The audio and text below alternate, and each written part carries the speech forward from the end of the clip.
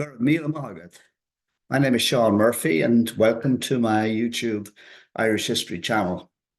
In March, one of the main courses I'm going to be doing is the Tudor Re-Conquest of Ireland, beginning in 1485 and ending with the death of Queen Elizabeth I in 1603. I'm going to show you a number of slides to give you an idea of what to expect. So for this course, there's a number of ways that you can contact me. I have a website, irishhistory.online.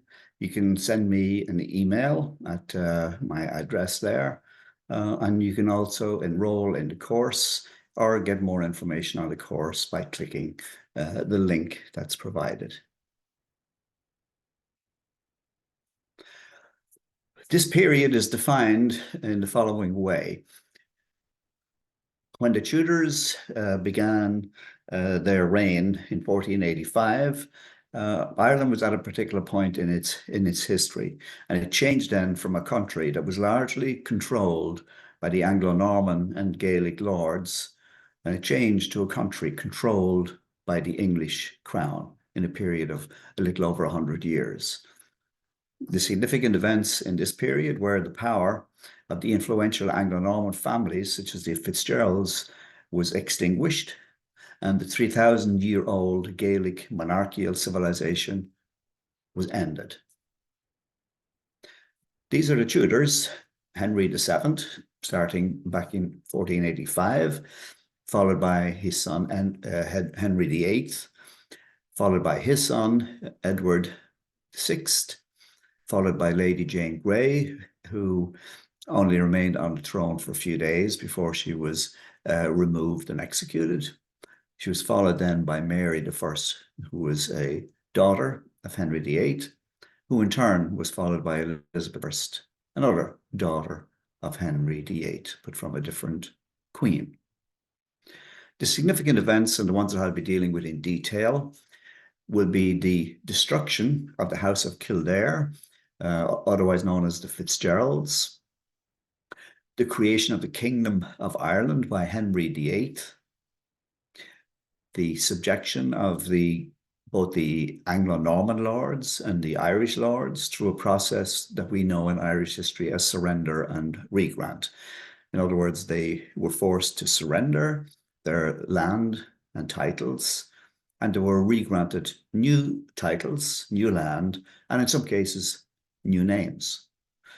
The process has been described as Anglicization, because everything English, including English law, English language, English dress, English custom, was to replace the Irish ways. The process was further complicated by the Reformation, and I'll be dealing with that. Under Queen Mary, we had a plantation, the first plantation in Ireland of two counties, Laois and Offaly, that was followed in the period under Queen Elizabeth by the attempted plantation of Ulster.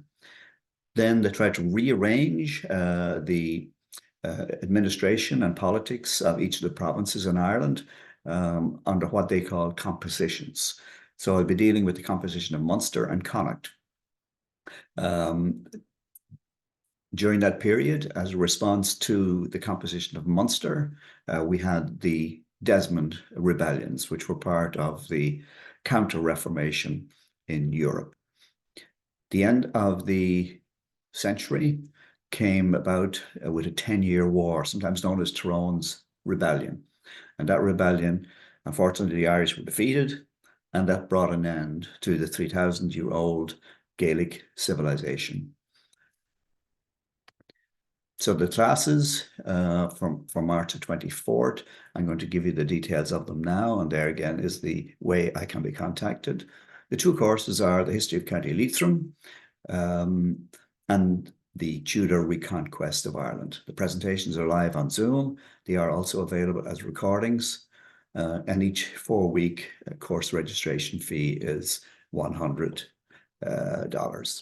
So please contact me if you'd like to find out more, or simply enroll using the link on the first slide, or go directly to my website, irishhistory.online.